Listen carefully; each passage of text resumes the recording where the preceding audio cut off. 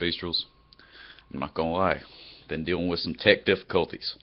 However, today, as I'm sure you've been waiting anxiously for, we're gonna talk a little bit about Dynasty Warriors 8 Empires. Uh, let's see where to begin. I suppose we'll start with edit mode. Why not let it fly? The best part, I mean, arguably the best part of the Empires games is being able to create your own characters, how many you want. You can have well over 100 in this game. I'll say that much. Maybe even more. It's 10 group or 17 groups of 20. So I believe it's 20 anyway. That's why I only want to say over 100, because I'm not sure. It might be 15. It might be 10. I don't know. But there's at least over 100 slots to make characters in this game. That is well above average. Well above average. Let's see. The scenarios. I don't know how many scenarios you can or cannot unlock. I've only beaten the game all the way through once. And that is also something I want to talk about.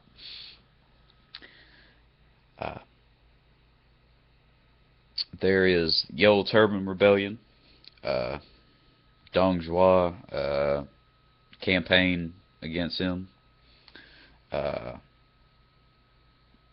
Battle of Chibi, Battle of Guandu,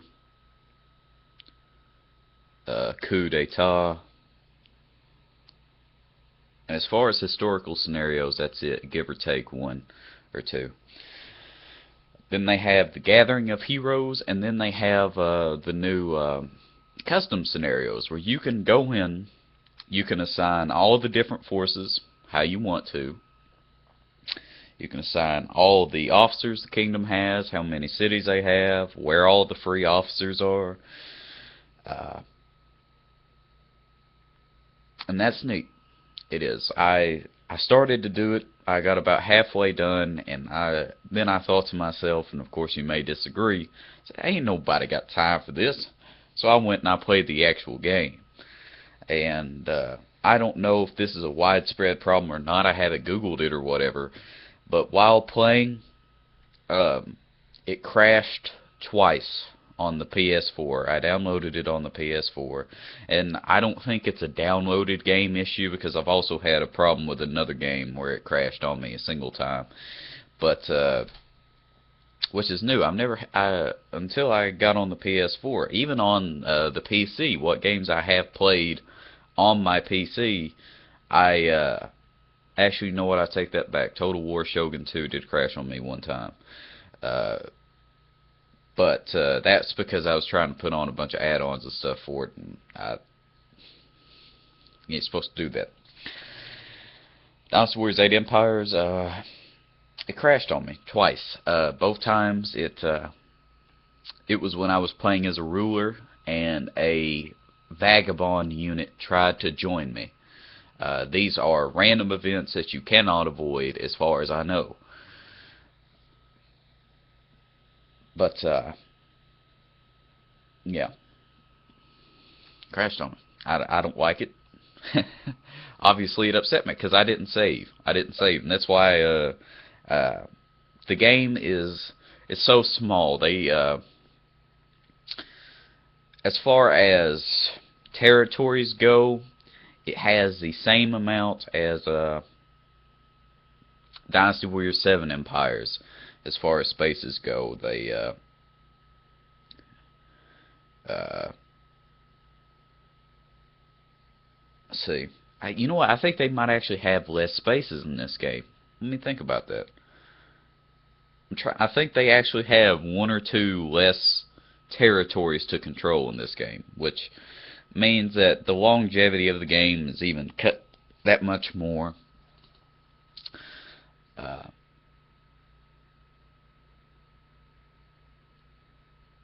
I mean, it sucks. It does.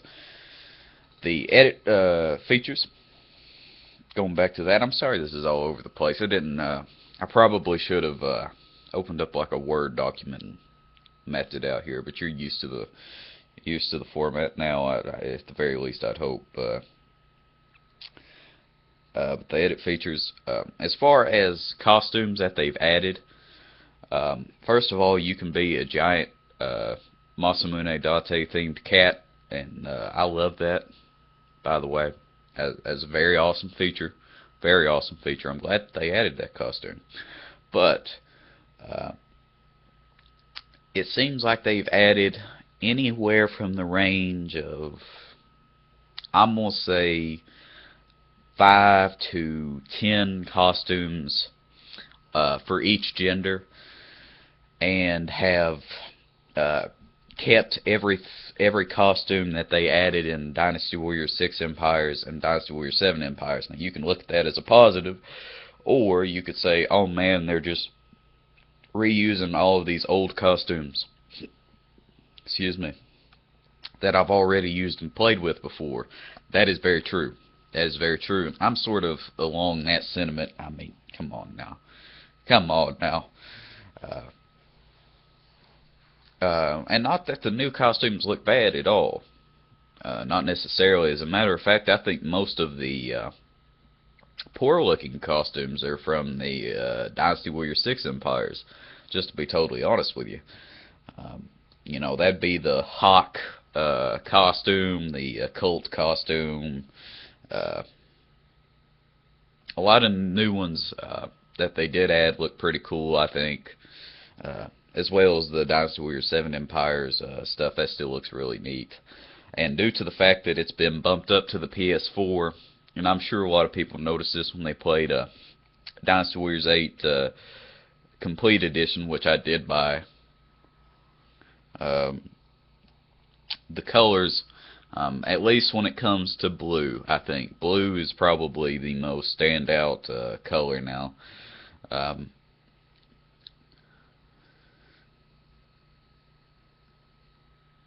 Well, I suppose the green looks a lot better now too. The colors on the older consoles, they looked a little meh, a little cartoonish. Well, that's vastly improved on the PS4. The game looks pretty, it does, and unlike the Complete Edition, when I played the Complete Edition, I played it for like a half hour or so, and it started bothering me.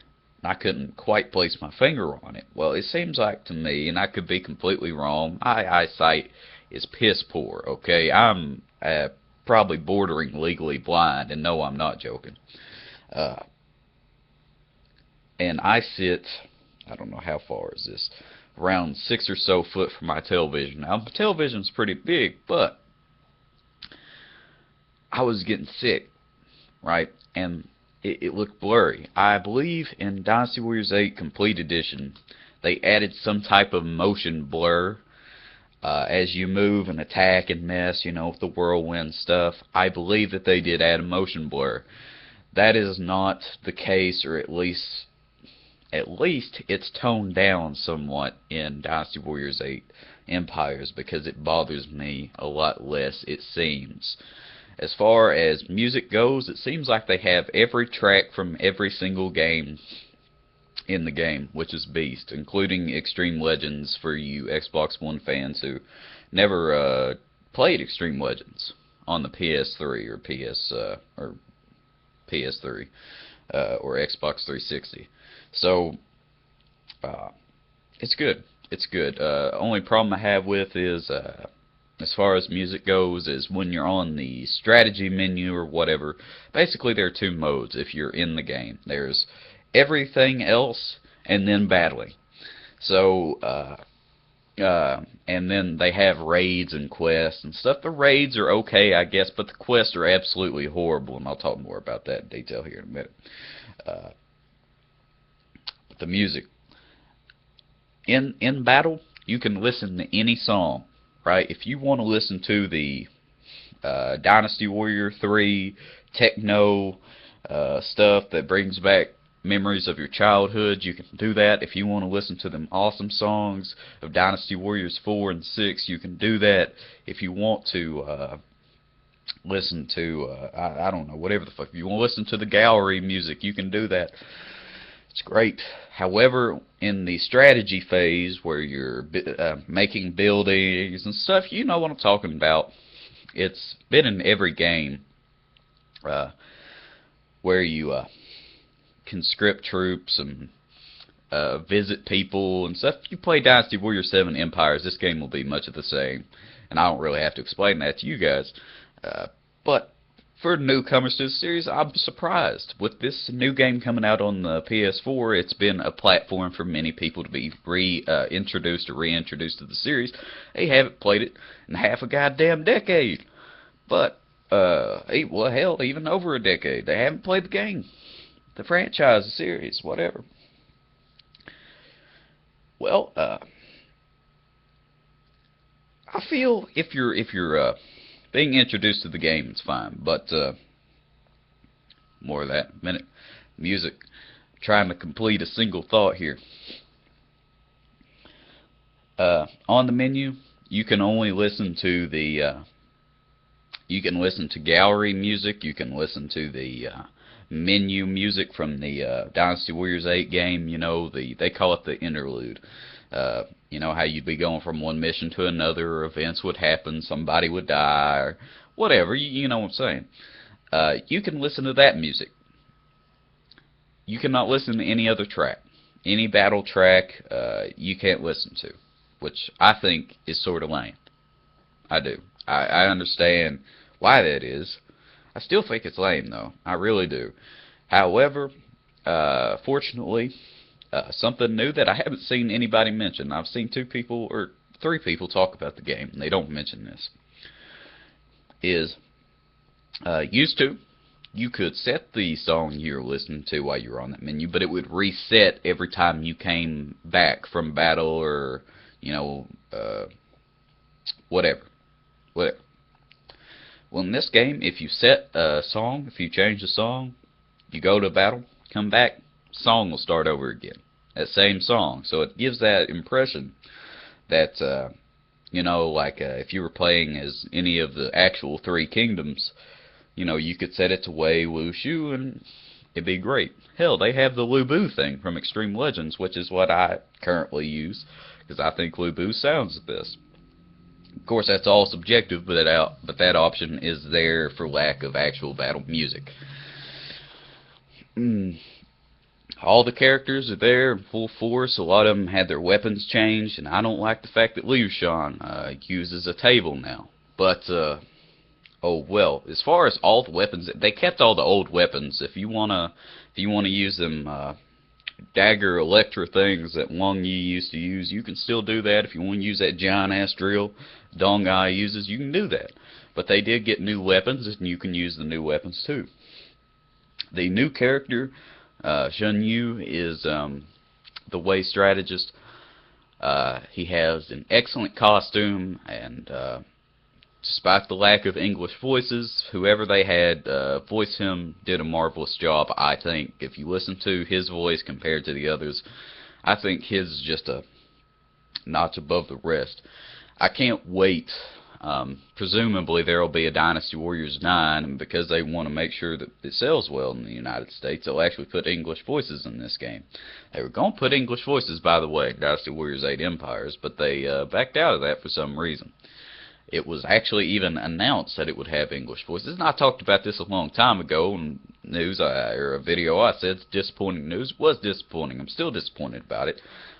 When I play Dynasty Warriors, listen, there's no incentive for me to listen to the game.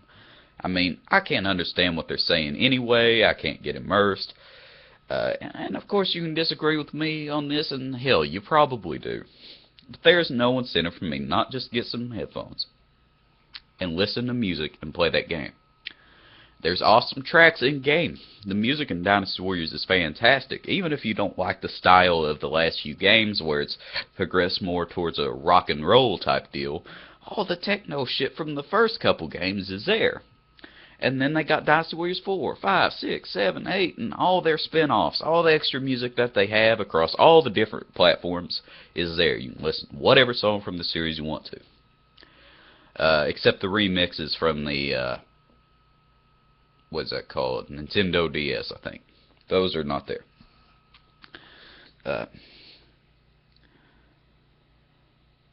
But I mean, I can read what they're saying on my television screen, and it takes away from the immersion a little bit. It does, and it's a big deal. Okay, it is a big deal. All right, it's 2015 at this juncture. Uh, they shouldn't do this, quite frankly. And I'm not going to rant about it here. I've ranted about it enough, and you know how I feel about it by now. They should have English voices in the goddamn game. However, back to the new character, his weapon.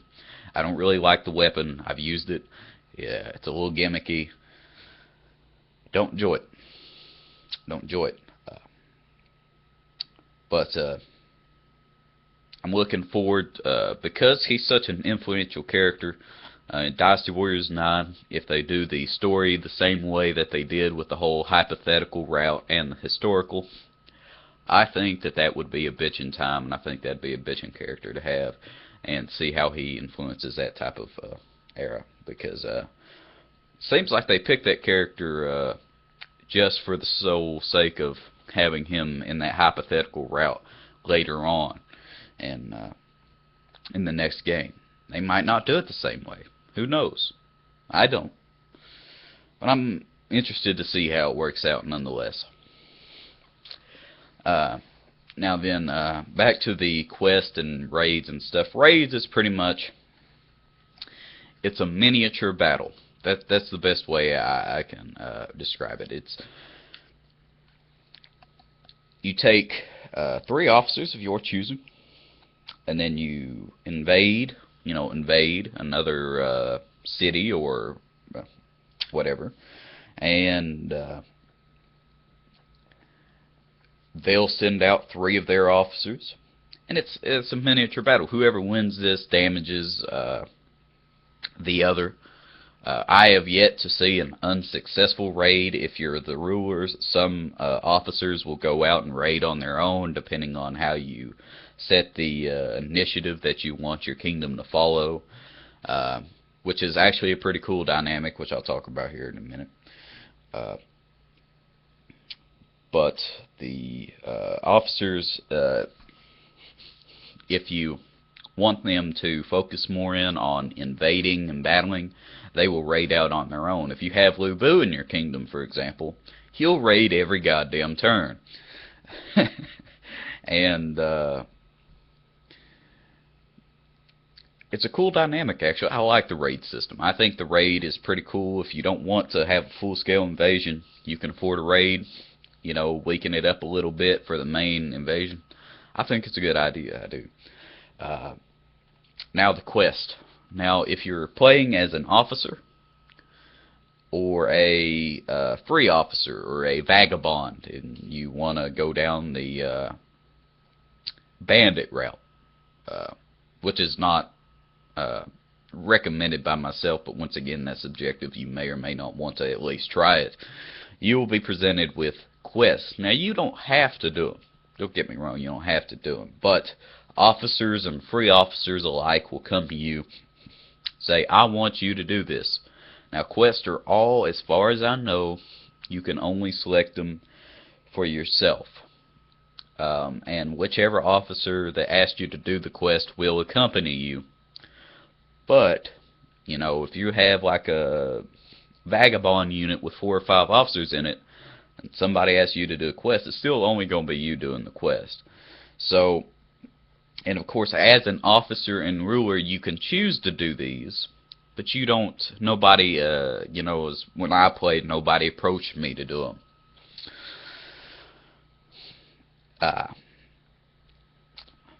Let's see.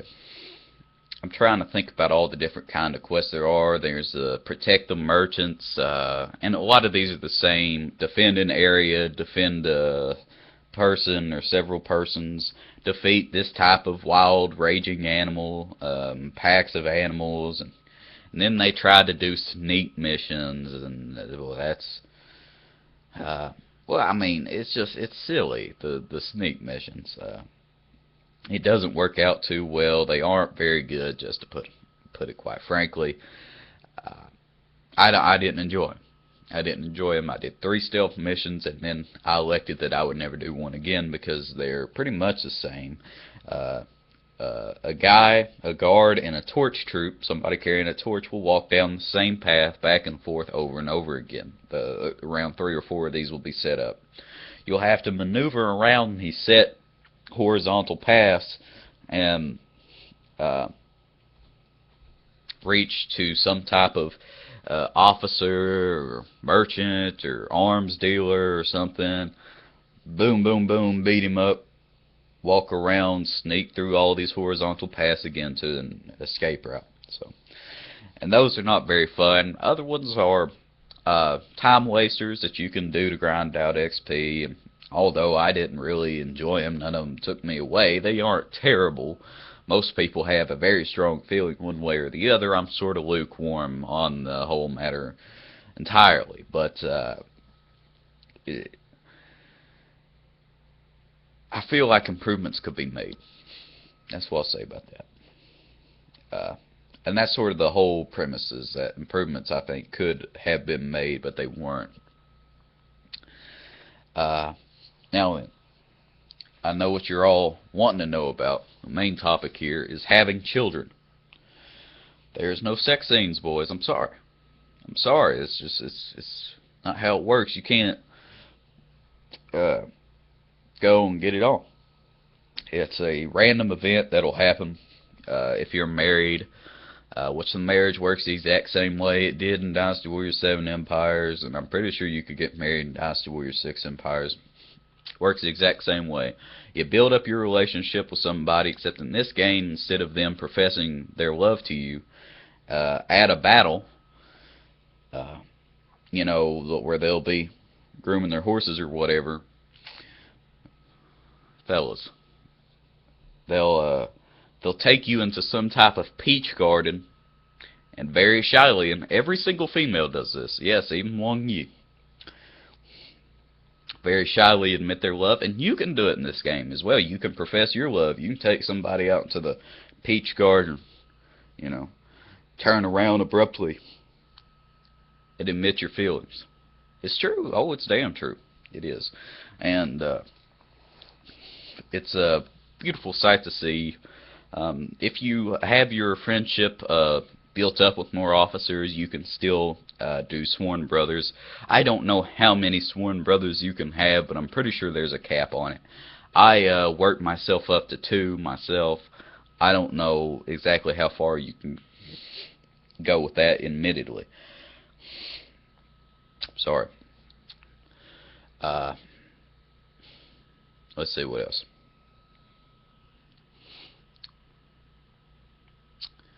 Oh yeah, the kids. As far as kids go, you either have a son or a daughter. It randomizes their equipment. You know, they don't give them like the rose in their mouth and the eye patch and the mascara and shit. But and you can't change the way these characters look at all after they come out. Once they come of age, which surprisingly takes only about 5 or so years, they oh, that's right. Oh, it's true, fellas. I tell you, my guy. I had a kid, and when he came of age, he had the full ogre set, blue, with the default character face. For example, I don't know if it does the same. I assume that it randomizes the equipment, but just like you can change the equipment for your character, you can't do it for any others. And except, you know, officers from the game. I forgot to mention that. Shu Wong and Chen Gong and all of them, you can change their skin. Not their actual flesh skin, but you know what I mean, their clothing. Like Chen Gong, for example. If you want to play the Dongjua campaign, Chen Gong is Cao Cao's starting out strategist. Well, he's still in the black. If that type of stuff bothers you, you can go in through the system, find him, and you can change his costume to blue. You got a problem with Zhang Liao over there, being in that kingdom wearing the blue armor? Say, well, he's not with me, so he's against me. I want him to wear the black. Well, you can go in, you can do that. You can change the costumes of any character on the board currently in use, and uh, that's nice. I appreciate that you can do that. Uh, and I thought I'd mention that as well.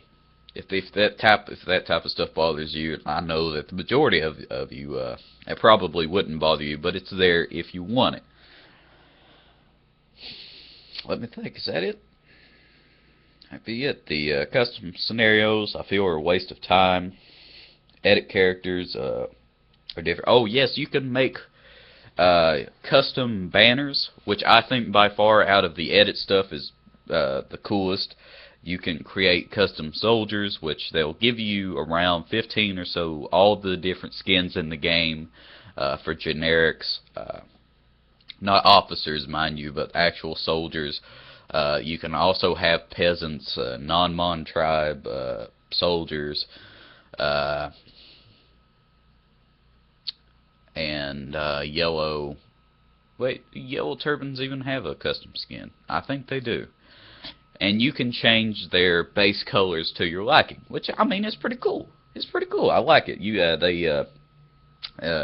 One of them, from my experience, the soldier I tried to create, one of them had to have the flat color, which is like the helmet and the armor, and then the other one, as far as the everything else, the cloth and stuff, you can set whatever the cloth is to any of the different shades in the game that you want.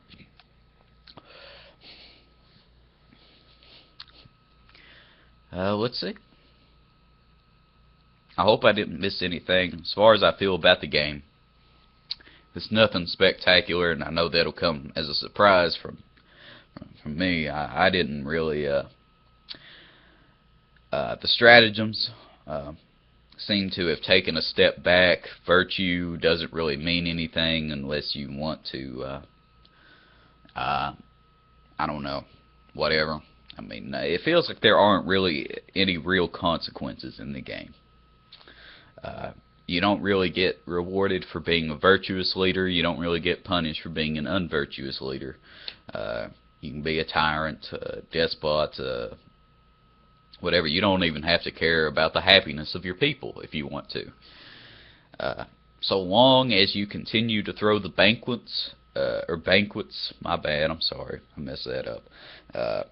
Your officer's friendship with you will continue to steadily increase, and they'll never leave you. So I don't really, and whether if they want to or not, you click the conscript people in the list. You get more troops. It doesn't matter their happiness or not. And I don't know if you let. I always try to increase the happiness of the people, because if you're a ruler or officer, you get to pick 3 strategies, which will pretty much give you an arbitrary task, and if you complete it, then you'll get more XP to your character. One such task is increase the happiness in one of your cities. So, I mean, that's a good use of it, I guess. I mean, you do get rewarded for some of these so long as you pick them. Which you can select up to 3, and then also if you're ruling, I forgot to mention this as well, you'll be given 3 points for categories: finances, diplomacy, battle, and what's the other one?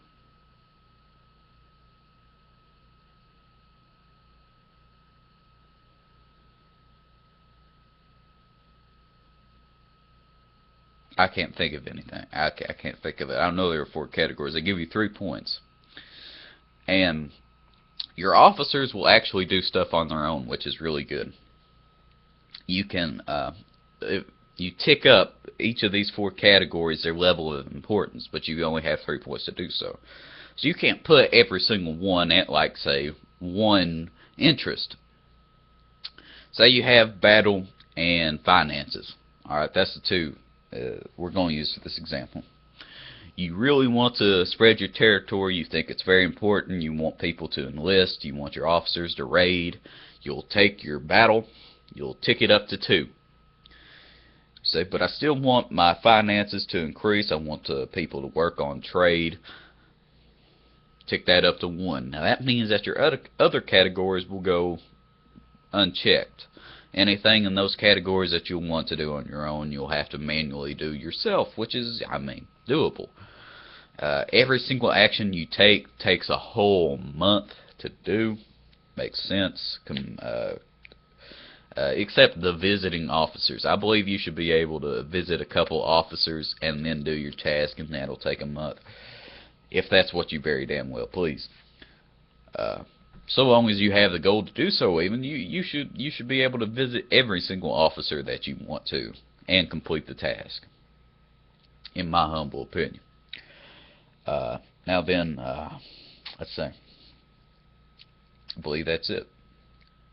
The horses, the custom horses, are pretty much a waste of your time unless you want to guarantee that you get a free horse. You can just make red hair with red hair stats and give yourself red hair for free. Every single horse in the game, including Hexmark, Shadowrunner, none of the DLC animals from Dynasty Warriors 8 is there, by the way. All the regular horses that have been in the last few games are there. Or actually just last couple, my bad. You can increase their size, leg length, tail length, and the color of their mane and tail. That is it. Plus you can assign them, they have arbitrary classes for them, you know, like speedy, not muscular, I can't remember them all. Speedy is the one that I used on the horse that I made. Whatever. As far as the 4 main horses go, that are used by actual in-game characters, like Shadowrunner, Hexmarks, Red Hair, you can't change their color, only their size. Actually, I think you can't even change the size of Red Hair. The options for Red Hair is very limited, but you can do that. Let's see. That's it. I believe that's it now. By the way, gentlemen, if you're wondering what we're drinking today, got us Yoo-hoo.